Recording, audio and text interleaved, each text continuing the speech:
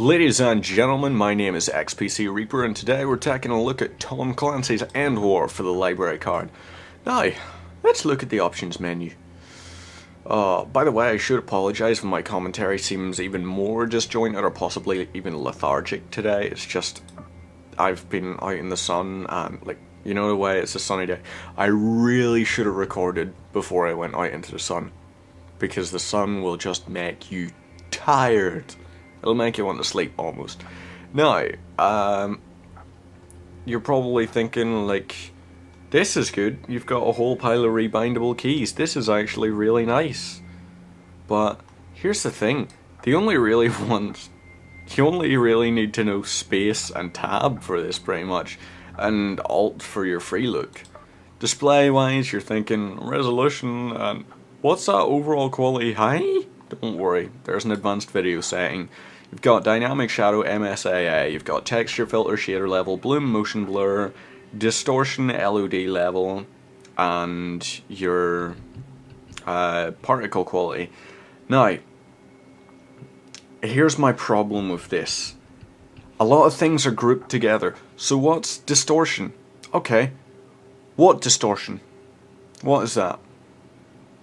Would that be post-processing distortion? Would that be something like terrain deformation in terms of texturing? I don't know. Does it have tooltips? No. So while this does offer you a basic options menu in terms of, MSAA, I know what that is. Yeah?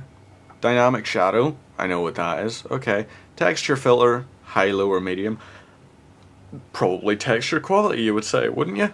Shader quality, you would say, wouldn't you? Okay. Bloom. Alright, that's HDR bloom. Motion blur. That's pretty obvious of what that is. Why it's sort of necessary in this, I'm kind of unsure of. It's a strategy game, so why would you possibly need to implement motion blur into it? I don't know. But distortion, LOD level. Those two are the ones which really sort of bug me about this, because it doesn't tell you a thing about each. I mean, what could LOD stand for? If you're just coming to PC gaming, you're probably not going to know. I'm not going to lie, it's phrased in such a way I've never encountered LOD level in a different options menu in any other game, and that makes me a little bit curious about what it actually is. But it makes me curious in that, why did they choose to call it this as opposed to unifying with other options menus? Now, I know there's no unified standard for options menus because, let's face it, so many games nowadays don't even have proper options menus. And at least this was a PC port that actually gives you some kind of PC port options. I'll give it that. Now, sound, you've got effects, music, voice, and voice receive. Voice and voice receive are different because this is the voice of the announcers in games and your characters and all, while voice receive is the other people. Now, voice command mode standard or light, deployment order, highest rank first or lowest rank first you can have. But in terms of things, I'm going to show you a single player skirmish match. I cannot honestly foreseeably predict that there is anything going on, but what I'm going to do is I'm going to change this from a 1v1 to 2v2. So I'm going to play against two AI normals, and raid mode is just destroy critical buildings.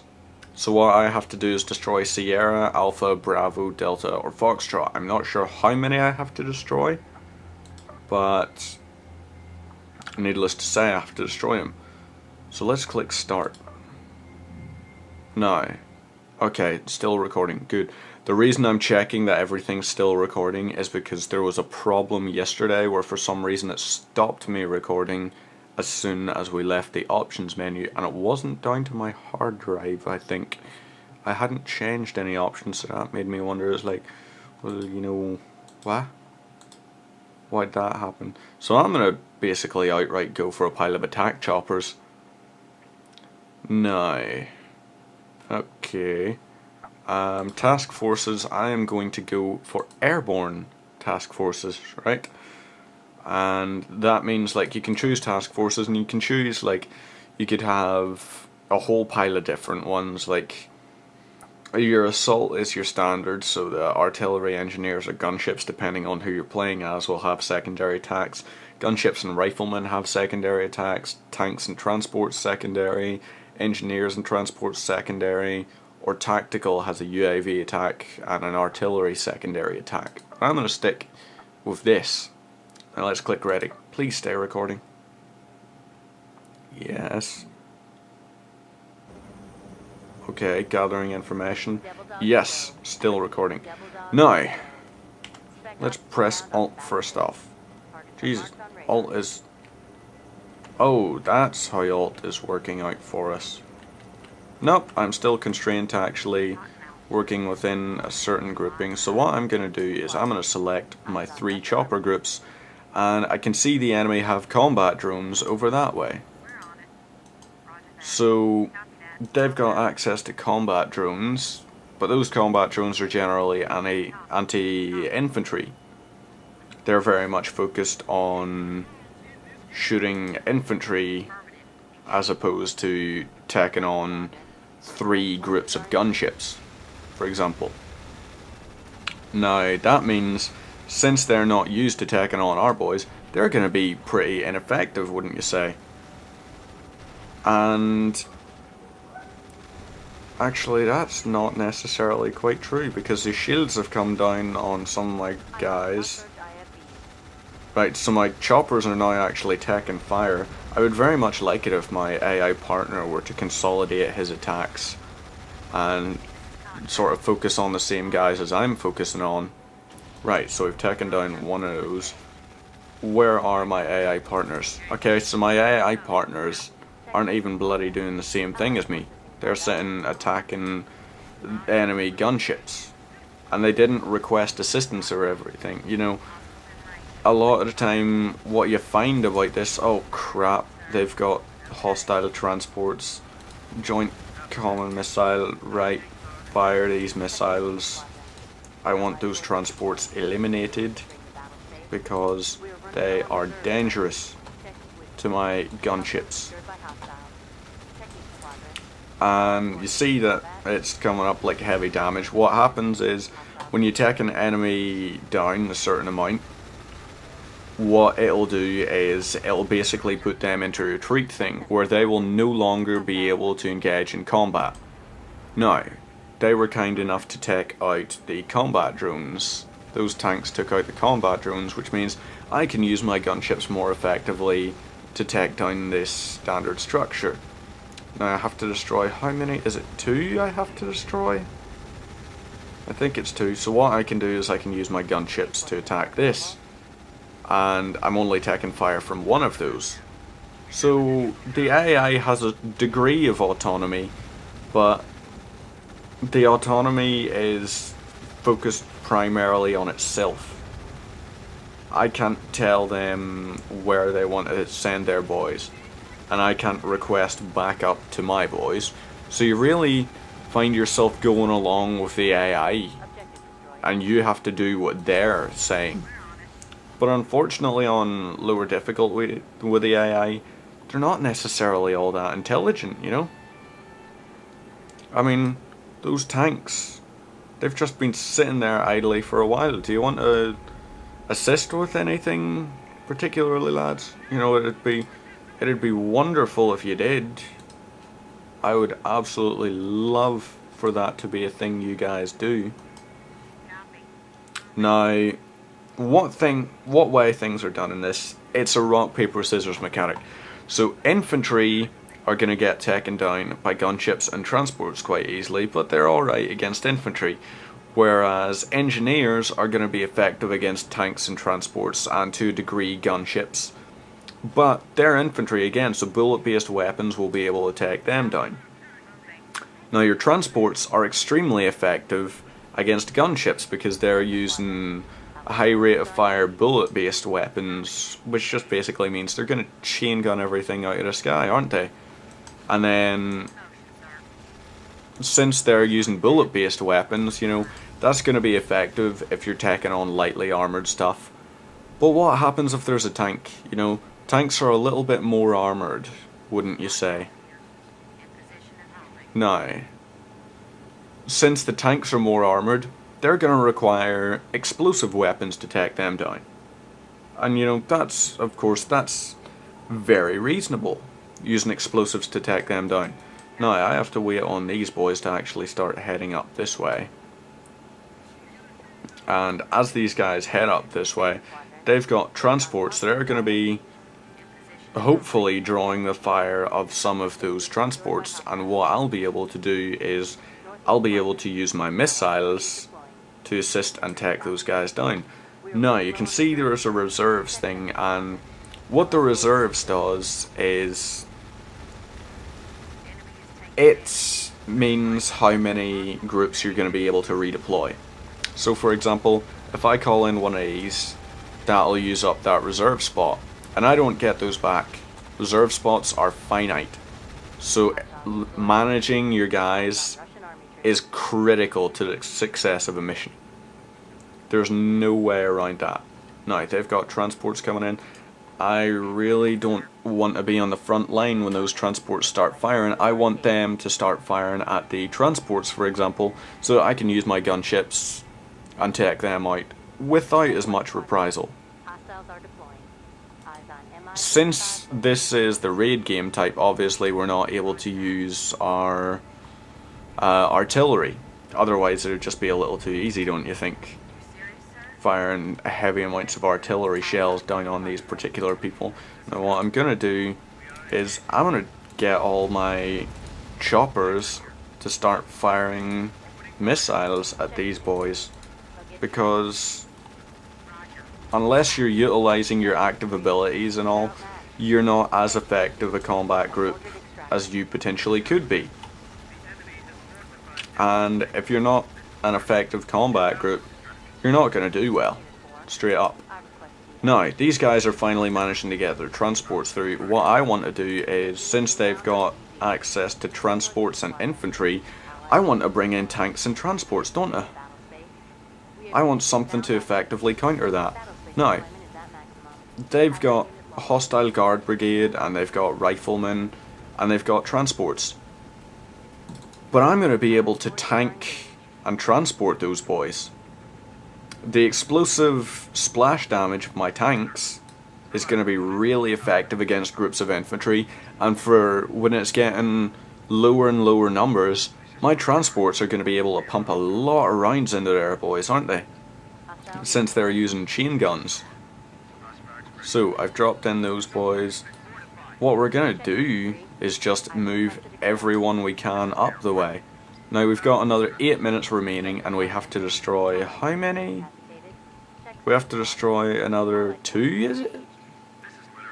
I'm not actually, to be perfectly honest, 100% sure how many structures we have to have taken out of theirs. But I just know that we sort of need to get a move on, you know? Unfortunately, you're limited in the speed of your units. So since I kept these guys in the back, they're going to take a while to get to the front lines. And once they get to the front lines, they're going to take a while to actually deploy. Everyone in the front lines, save for that battalion of tanks, is dead. And they're going up against a group of transports, combat drones, and engineers. So those engineers are going to be very dangerous for those tanks, no question about it. So we really need to get our boys up there and assisting with it. So I am going to focus on my tanks. I'm going to center aim on my tanks. Now we've got one reserve group remaining, and we really want to make the most of those. So you can see, are we going to take those guys out? I think we are. Yes. So that's that group down. So next, we're going to take on those engineers. We need to take them on, because we can't have them deploying anti-tank infantry. It's just not effective. We do not want those guys on the ground. But since they're weak against bullet and explosive type weapons, gunship will be able to help, won't it? No, their engineers kinda did a stupid thing by running into the firing line. They've outright set themselves up for getting annihilated because we've got chain guns and we've got tanks. And they have just run afoul of all of these elements. So let's pump a whole pile of rounds into these guys. We're slowly taking them down. Like, the tank splash damage isn't as effective as it really ought to be at this stage, but as long as we keep the guys who are closest to us from dealing much damage, if they get in anti-tank range, you know, they're going to be half decent against our tanks. And we don't want them to be half decent, so we need to focus on the guys who are on the front lines. And we're successfully getting them to retreat. Like, it's good that we've got them down to the riflemen, and rifles are not effective against tanks. Ask any human being with a little bit of common sense, should I use a rifle against a tank? The answer will be, it depends. You know, what would your stance on living be? Are you fussed? Are you not fussed? Because at the moment it seems like you're not fussed if you're perfectly fine going into combat against a tank wielding that. Now, the AI commander is down to their last group of tanks. That's unfortunate. But what is fortunate is it looks like we're also severely reducing their numbers. Ooh, we definitely are reducing their numbers now. Can we get missiles onto their choppers? We can. Perfect. So I think we've given ourselves the benefit and we've taken their shields down. We've still got a bit of shields on our guys left. That's still a thing. And I figure by the time they've taken out one of our choppers, we'll probably have neutralized the majority of theirs. But what I want to do is I want to take my choppers up to close to my transports. Because my transports, if I tell these guys, you know, focus fire on their aircraft. You saw how quickly their shields went down there. And you see how quickly they're losing choppers now as well. Because they were stupid. They started moving towards our hostile, or towards what was hostile to them, really. So, let's get our tanks and our transports focusing on these combat drones. Everybody there is, I want you moving forward. Now, our choppers, I also want you guys engaging. Okay, so 1, 2, 3, 4, 5, 6, 5 and 6, all of you, everybody, take on the tanks. Gunships are really effective against tanks. But these combat drones are possibly going to provide enough covering fire to maybe actually do a little bit of damage to our choppers as well.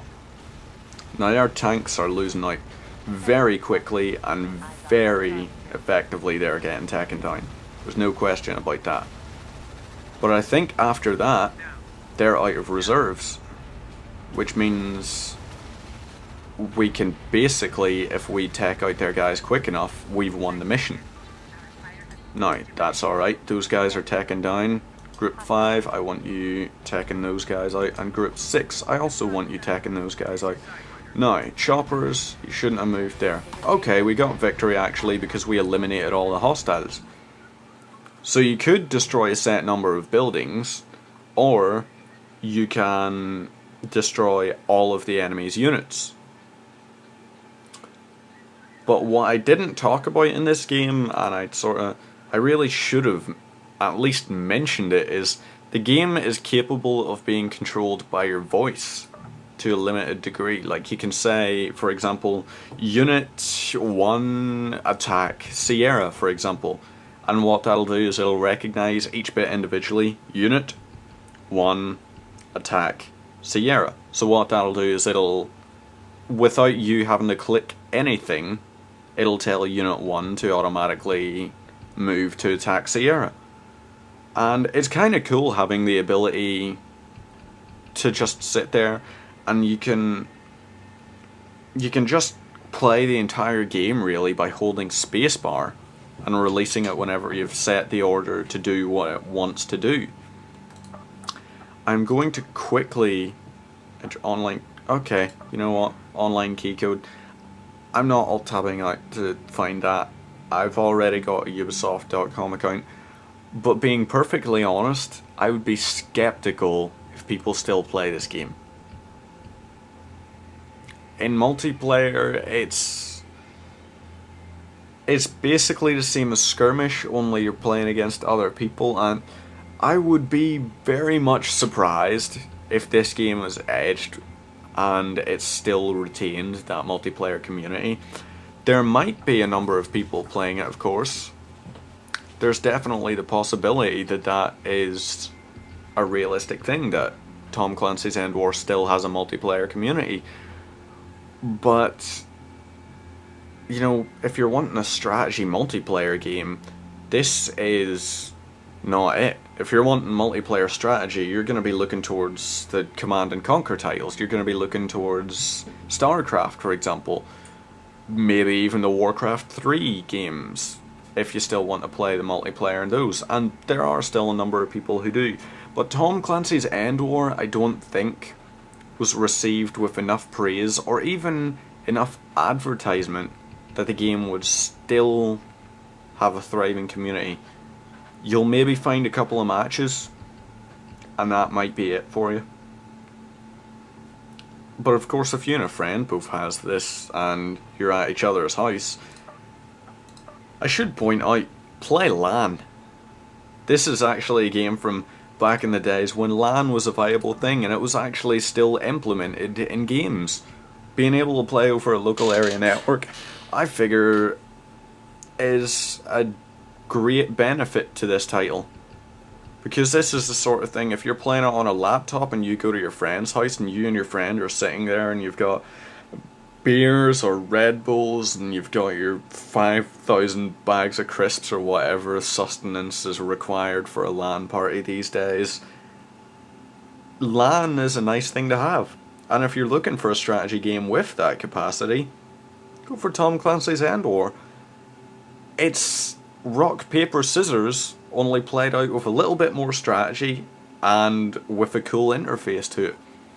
And not to mention, there's something great about just holding down the spacebar and telling units what to do and saying, Unit 6, move to Sierra.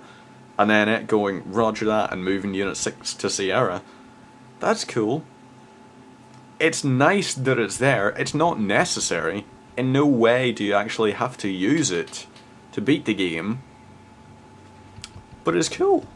It's just really cool. And I should mention Tom Clancy's EndWar.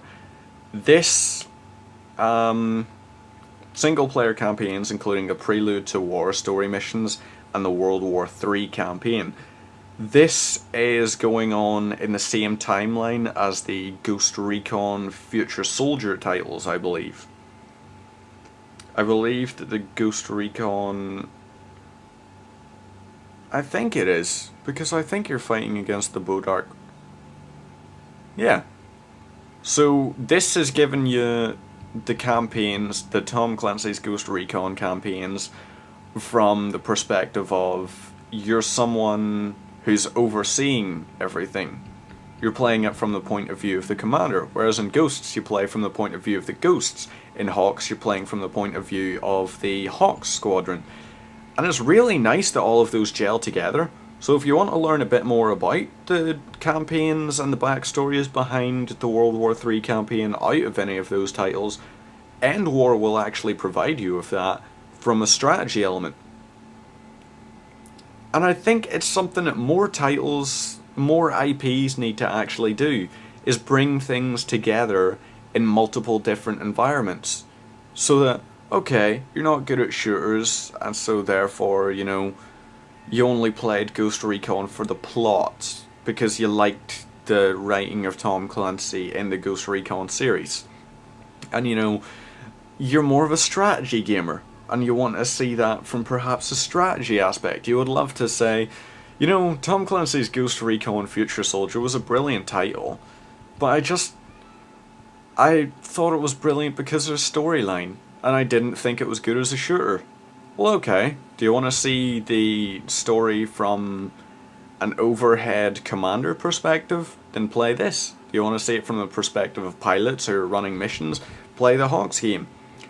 It's nice that everything in the Tom Clancy universe gels together, and it really does.